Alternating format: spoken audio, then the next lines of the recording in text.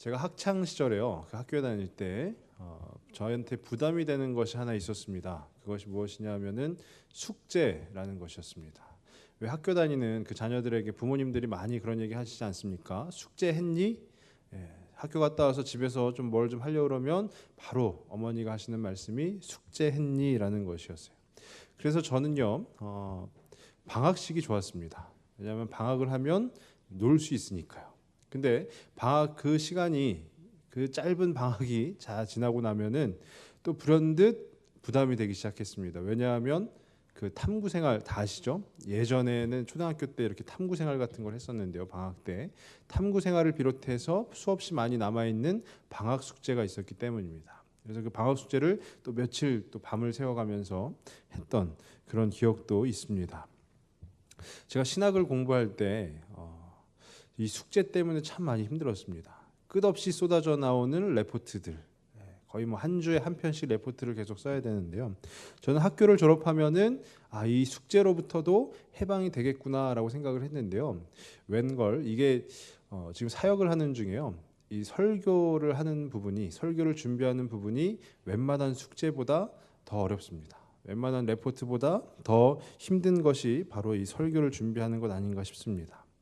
저는 계속해서 숙제 가운데 제가 부담이 되는 것인데도 숙제 가운데 계속 지내게 되는 것이죠. 그런데 이 숙제라는 것은요, 어떤 그 공부하는 자에게만 있는 것이 아니라 우리 신앙생활을 하는 우리 가운데에도 그 숙제라는 것이 있습니다. 그래서 저는 오늘 말씀의 제목을 우리의 숙제라고 정했습니다. 우리 성도님들께서 신앙생활하는데 무슨 숙제가 있냐라고 생각을 하실 수도 있지만은요, 어쩌면 또 이미 우리 개개인의 그 삶 속에서 수없이 많은 숙제들을 또 수없이 많은 문제들을 또 풀어나가고 계시는데 그것들도 충분히 부담이 되고 하는데 또 무슨 숙제가 있냐? 왜 신앙생활에서도 숙제를 해야 되느냐? 그 숙제가 도대체 무엇이냐? 이렇게 또 질문을 하실 수도 있을지 모르겠지만 그 숙제는요. 오늘 본문을 통해서 드러나듯이 거룩이라는 것입니다. 신앙생활을 하는 자에게 있어서 거룩이라는 것은 어쩌면 숙제와도 같다라는 것이죠. 이 베드로전서 말씀을 계속해서 보고 있습니다. 이 베드로전서는 어떤 그 고난 가운데서 크리스천으로서 이렇게 살아야 된다라는 것을 알려주면서 사도 베드로가 하나씩의 그 권면을 이제 풀어가는 것이요. 우리가 지난번에 살펴보았던 1장 1절에서 2절은 이 베드로전서 편지의 서두 말씀입니다. 그리고 3절부터 12절까지의 말씀은 너희가 누구인 줄 아느냐 하면서 베드로가 이야기를 하는데 그것은 바로 하나님의 은혜를 통해서 하나님의 계획하심 또 하나님의 그 은혜를 통해서 구원 얻은 자들이 바로 너희들이다라는 것이에요.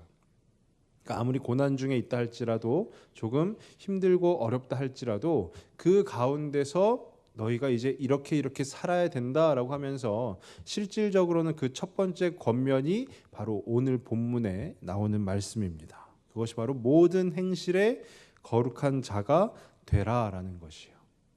먼저 이 거룩이라는 것에 대해서 한번 생각을 해보면요, 우리 성도님들께서 잘 아시다시피 거룩이라는 말은 구별되었다라는 뜻입니다. 어떤 신령한 것이라든지 아니면 어떤 그 특별한 것 그것이 아니라 단지 그냥 구별된 것을 말하는 것입니다. 근데 구별되어지는 것, 세상으로부터 구별되어지는 것, 그것이 우리가 거룩해지기 위해서 나아가야 되는 바인데 굉장히 힘들고 어렵죠. 그래서 저는 그것을 우리 신앙생활을 하는 이들에게 숙제라고 한번 생각을 해봤습니다. 그래서 그 숙제, 우리에게 주어진 그 거룩이라는 숙제를 잘 하기 위해서는, 잘 감당하기 위해서는 우리가 어떻게 해야 되는지 한번 오늘 말씀을 통해서 한번 생각을 해보기를 원하는데요. 먼저 우리 세 가지로 한번 생각을 해보기를 원합니다. 그 세 가지는 첫 번째는 준비라는 것이고, 두 번째는 순종이라는 것이고요, 세 번째는 닮음이라는 것입니다. 먼저 첫 번째로 준비에 대해서 생각을 해보면 이것은 준비하라라고도 볼 수 있는데요. 13절 말씀을 다시 한번 보시면은요. 그러므로 너희 마음의 허리를 동이고 근신하여 예수 그리스도께서 나타내실 때에 너희에게 가져다 주실 은혜를 온전히 바랄지어다라고 되어 있어요. 이 말씀에 허리를 동이고라고 되어 있는데 당시의 그 옷들은요, 지금 저희가 입고 있는 이런 완벽하게 재봉으로 잘 다뤄져 있는 옷이 아니라 그냥 축 늘어진 천이었습니다. 우리 여성분들이 하는 어떤 그 스카프 같은 그냥 축 늘어지는 것 아니겠습니까? 근데 그 축 늘어진 천을 잘 추스르기 위해서 필요한 것이 바로 허리띠. 이거 그 허리띠의 역할이 축 늘어진 옷을 한번 잘 추스르는 것이에요. 그러니까 허리를 동이고라는 것은 옷 매무새를 잘 갖추라는 것이죠. 근데 이 베드로가 이야기하는 것은 단지 허리를 동이고가 아니라 그 앞에 하나의 단어가 더 붙는데 그것은 마음의 허리를 동이고라는 것이에요. 마음을 잘 준비해라라는 것이죠. 마음을 잘 정돈하고 잘 준비해라라는 것이에요. 그리고 나서 바로 이어지는 말이 근신하여라는 겁니다. 근신이라는 것은 정신을 차리라라는 것이죠. 정신을 차리라.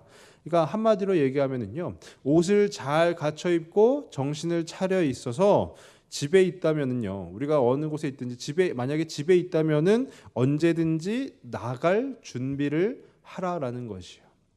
우리 성도님들도 그렇고 저도 그렇고 우리가 대면 하면서 알고는 있지만 한 가지 모르는 것이 있습니다. 그건 뭐냐면은요, 저분의 어떤 집에 있을 때의 모습.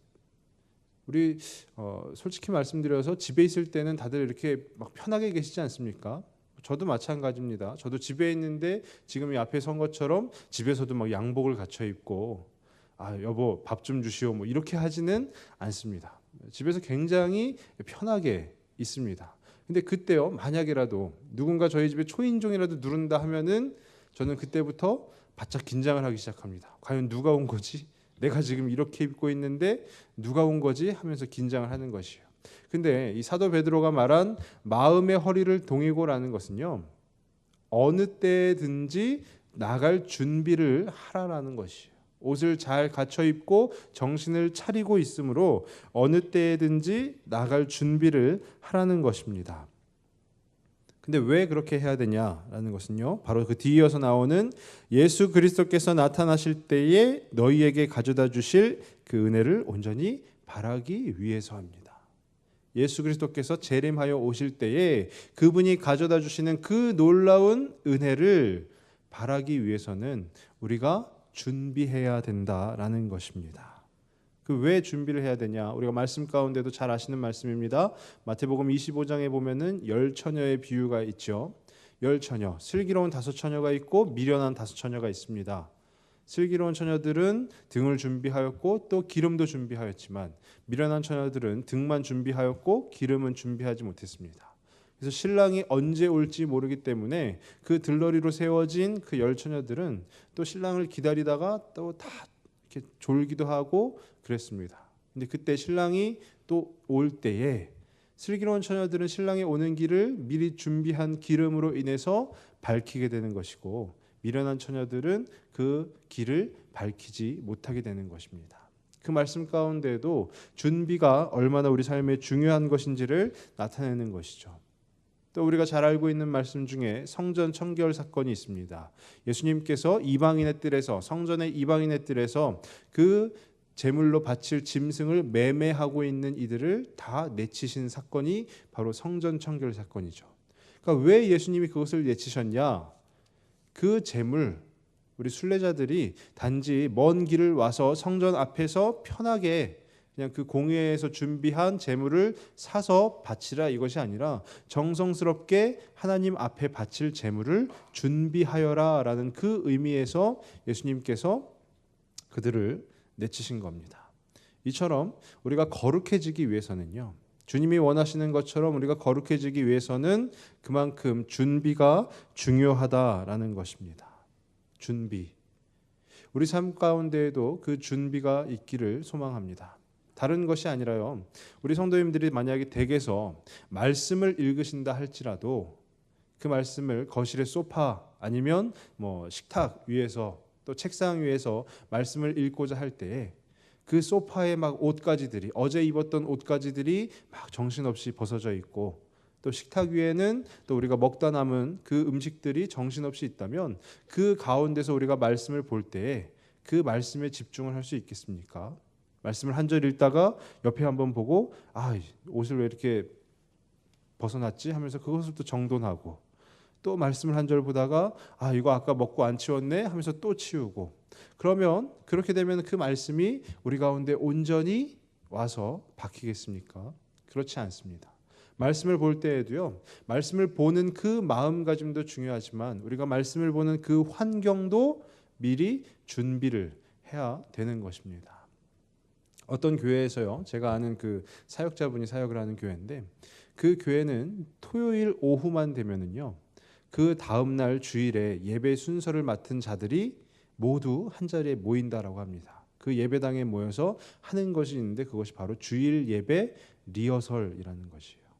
주일 예배 리허설, 기도 맡은 자가 언제 나오고 또 그 찬양을 맡은 자들이 언제 어떻게 나왔다 들어가고 하는 그 모든 상황들을 다 리허설을 한다라고 합니다. 그래서 제가 저는 그냥 갑자기 그런 이야기를 듣고 나서 야, 굉장히 힘들겠다, 굉장히 어렵겠다라고 생각을 했는데, 그것을 리허설을 하는 이유는 다름 아니라 주일에 드리는 그 예배를 정성껏 준비하기 위해서 그렇게 리허설을 한다라는 것입니다. 그리고 제가 청년의 시절에요, 제가 섬기던 교회에서 우리 그 희석 간사가 하는 것처럼 방송실에서 이렇게 청지기를 했던 때가 있었습니다. 근데 그 교회는 금요철야가 굉장히 좀 뭐라고 말씀을 드려야 될까요? 이렇게 박수를 이렇게 손을 위로 막 치고요. 그 다음에 이런 뭐 그냥 간단한 박수 이런 거 없습니다. 무슨 북한 공산당처럼 박수를 막 이렇게 치면서 찬양을 합니다. 그리고 모든 찬양을 엄청나게 빠르게 찬양을 합니다. 근데 그 찬양에 맞춰서 가사를 계속 넘겨가는데, 제가 어느 날 한 날에는 그 가사를 넘기는 것에 있어서 실수를 했어요. 실수를 했더니 그 교회 담임 목사님께서 예배를 마치시고 나서 방송실 담당자를 당장 내 앞으로 불러와라라고 하신 거예요. 그분이 굉장히 무서우신 분이셨거든요. 제가 그 앞에 벌벌벌 떨면서 불려갔습니다. 담당하시는 장로님과 같이 불려갔습니다. 그랬더니 그 목사님께서 저에게 이렇게 호되게 호통을 치시면서 하신 말씀이 예배 준비를 그따위로 할 거야라고 이렇게 막 하신 거예요. 근데 저는 제 마음 가운데서 혼났기 때문에 약간의 억울함도 있긴 했지만 제 마음 가운데 예배 준비를 내가 제대로 하지 못했구나라는 반성을 하게 되었습니다.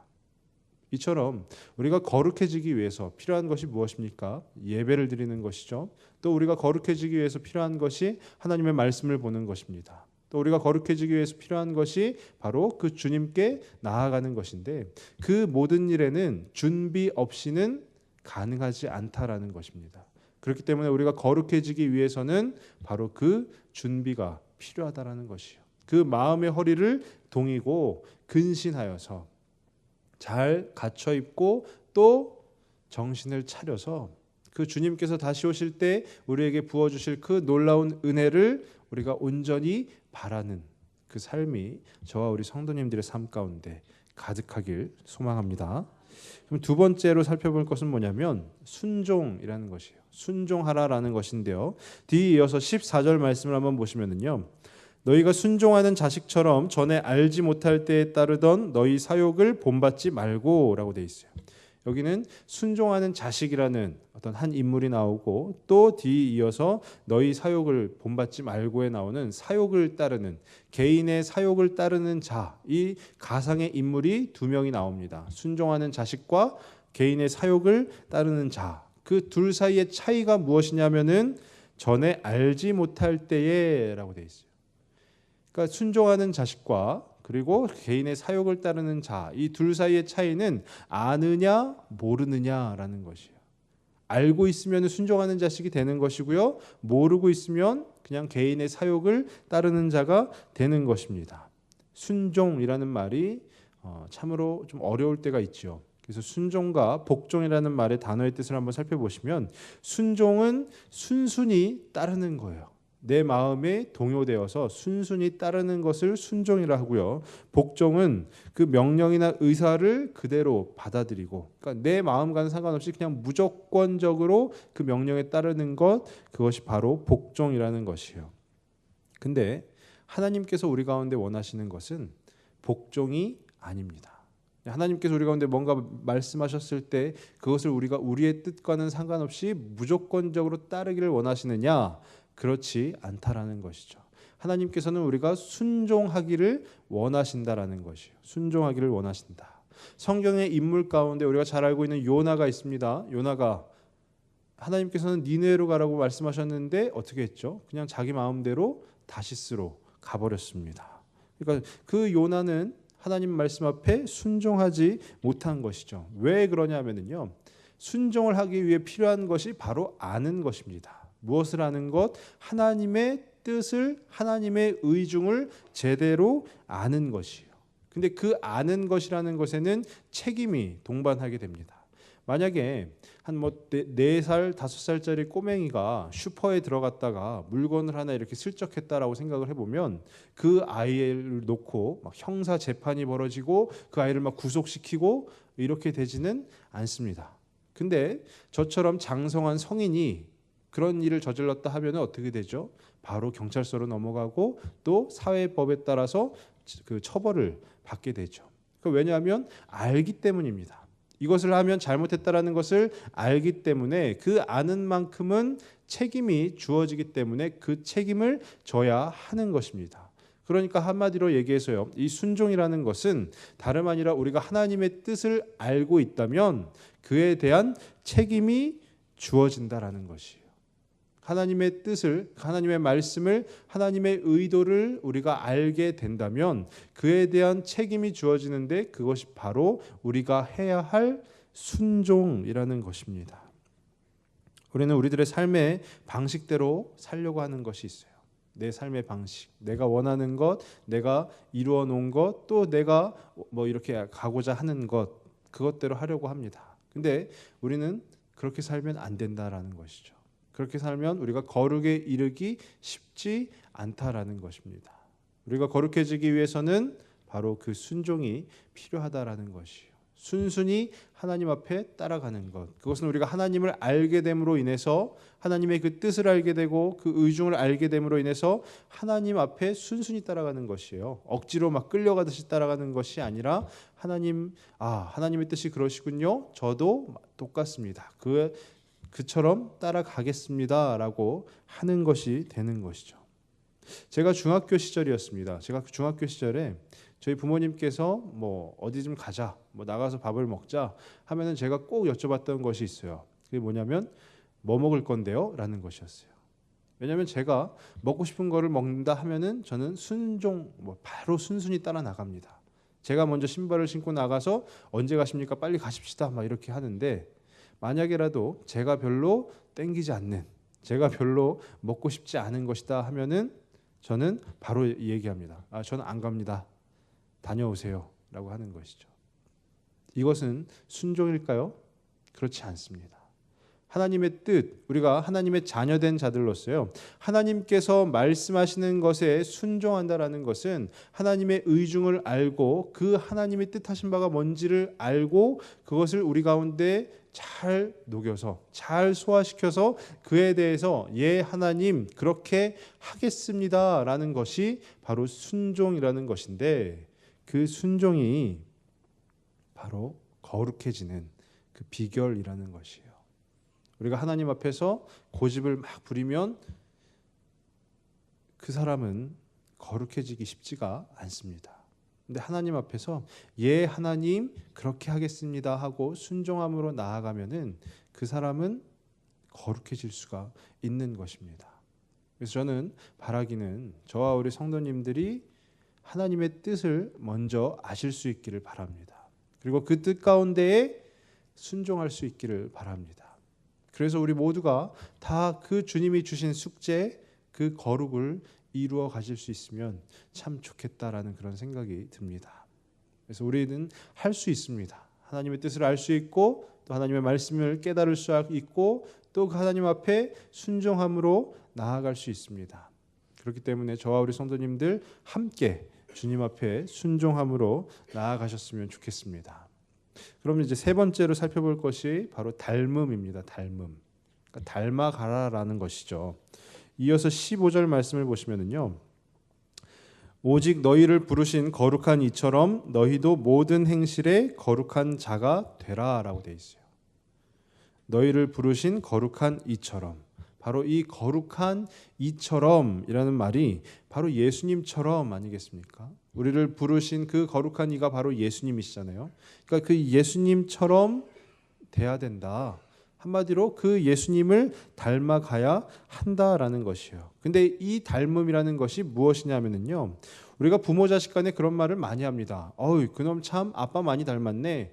그놈 참, 그 녀석 참 엄마 많이 닮았네. 뭐 어디가 닮은 것 같아요? 그러면 코가 닮았네, 눈이 닮았네 이렇게 합니다.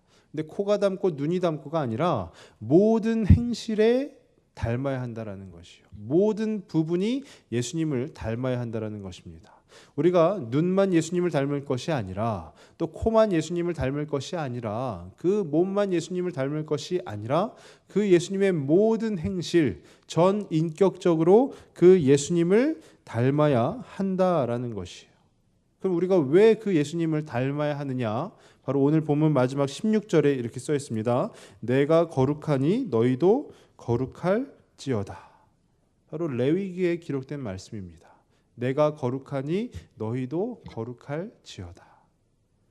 하나님께서 거룩하시기 때문에 그 하나님을 또 그 예수님을 닮아가야 하는 우리가 바로 그 거룩해져야 한다라는 것입니다. 그분을 닮아야 한다라는 것이에요. 우리는 그 예수님을 늘 닮아가고 있는 중인 것이에요. 그것을 우리는 성화라고 부릅니다. 이번 주 구역 공과에도 나와 있는데요. 구원의 과정을 3단계로 좀 축약을 시켜보면은 먼저는 칭의고, 그 다음은 성화고, 그 다음은 영화입니다. 하나님으로부터 의롭다 여김을 받은 것이죠. 우리의 신분이 변화가 된 것입니다. 그것을 우리는 칭의라고 부르고요. 또 그분, 바로 우리를 불러주신 그 예수님을 닮아가기 위해 노력하는 그 삶을 우리는 성화라고 부릅니다. 그리고 그 예수 그리스도께서 다시 나타나실 때에 우리 가운데 더하여 주실 그 놀라운 은혜, 그 놀라운 은혜가 바로 영화라는 것이죠. 근데 이 닮아간다라는 것은 바로 지금의 우리가 그 성화의 과정 가운데 있다라는 것이에요. 주님을 닮아가고자 노력하는 것, 그것이 바로 거룩해지는 비결이라는 것입니다. 아까도 잠깐 말씀드렸지만은요, 자녀는 그 부모를 많이 닮습니다. 저도 제 아들이 하나 있는데 이 친구가 제가 보아도, 아비인 제가 보아도 깜짝깜짝 놀랄 때가 있어요. 저의 그 식성까지도 똑같습니다. 제가 좋아하는 거 딱 먹으면 저희 아들이 그걸 똑같이 먹으면 저희 아들은 이렇게 바로 표현을 합니다. 딱 맛있다는 얘기죠. 자기 입맛에 딱 맞다라는 얘기입니다. 그만큼 자녀는 부모를 닮습니다. 그러니까 왜 그럼 자녀가 부모를 왜 닮는 것이죠? 유전자 때문이죠. 우리는 그 유전자를 또 쉽게 피라고 표현을 합니다. 그런데 우리가 예수님을 닮아가야 한다라고 한다면 그 유전자, 예수님의 유전자가 우리들 안에도 있는 것 아니겠습니까? 그 예수님의 피, 그 보혈이 바로 우리들을 그 주님을 닮아가게 만들어주시는 것 아니겠습니까? 예수 그리스도께서 그 십자가에서 흘리신 그 피가 바로 우리의 죄를 씻겨주신 것 아니겠습니까? 또 예수 그리스도께서 그 흘리신 그 보혈이 바로 우리들을 자유하게 하고 또 우리가 바로 그 예수님을 닮아갈 수 있게 만들어주시는 것 아니겠습니까? 그렇기 때문에 우리는 그 예수님을 닮을 수 있고 또 지금 현재 닮아가고 있다라는 것입니다. 근데 그 예수님의 피는요, 인간의 유전자는 어떤 한 부분은 닮고 어떤 한 부분은 또 안 닮을 수도 있어요. 좀 다를 수도 있습니다. 근데 그 예수님의 피는 우리를 모든 행실에 그 주님을 닮을 수 있도록 만들어 주시는 거예요. 우리가 어느 곳에 있든지 어떤 상황에 처하든지 그 가운데서도 그 예수님의 보혈의 능력은 바로 우리를 그 거룩함 가운데로 인도하여 주시는 유일한 길이라는 것입니다. 또 하나의 유일한 방법이라는 것입니다. 그렇기 때문에 우리는 그 예수님을 닮아가야 하는 것입니다. 우리가 예수님을 닮아갈 때, 예수님처럼 할 때, 그때 비로소 우리 가운데 그 거룩이라는 숙제를 완결할 수가 있게 되는 것입니다. 저는 간절히 바라기는 저와 우리 성도님들의 그 삶 가운데 예수님을 닮아가기를 원하는 그 소망이 또 그 마음이 가득 넘치시기를 바랍니다. 우리가 다른 어떤 누구를 닮아갈 것입니까? 바로 그 예수 그리스도 한 분밖에 없습니다. 그렇게 그 주님만 닮아가실 수 있기를 바랍니다. 아까 제가 서두에 그 숙제에 대해서 말씀을 드렸는데요. 제가 중학교 시절이었습니다. 한문 선생님이 참 굉장히 이렇게 혹독하셨던 분이셨는데요. 매일마다 한문으로 이런 표현을 들어보셨는지는 모르겠지만 저희 때는 그것을 깜지라고 불렀습니다. 이렇게 그냥 빈 흰색 종이 앞뒷면 꽉 채워서 글씨를 작게 해가지고요. 흰색이 보이지 않도록 한문을 쓰는 거예요. 앞뒷면 꽉꽉 채워서. 그거를 매일 하루에 한 장씩 쓰게 하신 거예요. 이 선생님이. 얼마나 힘이 들겠습니까? 그것을 집에 가면은 저녁 때부터 시작해가지고 거의 밤 늦게 돼야지나 끝이 납니다. 근데 그게 한 번으로 끝나는 것이 아니라 매일매일 해야 되는 것이에요. 그러니까 이것은 뭐냐면요. 오늘 할 숙제를 다 끝냈다고 해서 내일 숙제가 없는 것이 아닙니다. 오늘 할 숙제는 끝났지만 내일 숙제가 또 기다리고 있는 것이에요. 근데 우리에게 이 거룩이라는 것이 바로 그와 같은 것입니다. 우리가 오늘 거룩해지기 위해서 준비하고 순종하고 닮았다 하여서 내일 아무것도 안 해도 우리는 거룩한 존재입니까? 그렇지 않죠. 내일도 또 준비하고 순종하고 또 닮아가야 되는 것입니다. 또 그렇다고 해서 모레 끝이 납니까? 그렇지 않습니다. 애석하게도 저와 우리 성도님들께는 방학식도 없습니다. 우리들의 삶이 마치는 그날 또 그 주님 예수께서 다시 오시는 그날이 되기 전에는 우리들의 숙제는 늘 동일하게 우리 가운데 주어지는 것입니다. 그렇기 위해서 우리는 힘은 들지만 날마다 그 거룩해지기 위해 준비를 하는 삶을 살아야 되는 것입니다. 또 그 주님의 뜻, 하나님의 뜻을 알고 그 주님 앞에 또 순종하는 삶을 살아야 되는 것입니다. 또 우리가 닮아가야 될 유일한 한 분이신 그 예수 그리스도를 닮아가야 되는 것입니다. 그냥 오늘 내일 하루 정도 하고 또 모레는 한번 하루 좀 쉬고 이러면 참으로 좋겠지만은요. 우리에게 거룩이라는 것은 하나님께서 말씀하신 하나님께서 우리에게 주신 그 거룩이라는 숙제는 우리가 늘 해야 되는 것입니다. 그렇기 때문에 힘은 들지만 제가 드릴 수 있는 권면은 우리 성도님들 힘은 많이 드시겠지만 그래도 우리가 준비하는 삶, 또 주님 앞에 순종하는 삶, 또 그 주님을 닮아가는 삶을 살아가시라라는 말밖에 드릴 말씀이 없는 것입니다. 하지만 그것이 바로 저와 우리 성도님들에게 큰 위로요, 또 큰 힘이 될 줄로 믿습니다.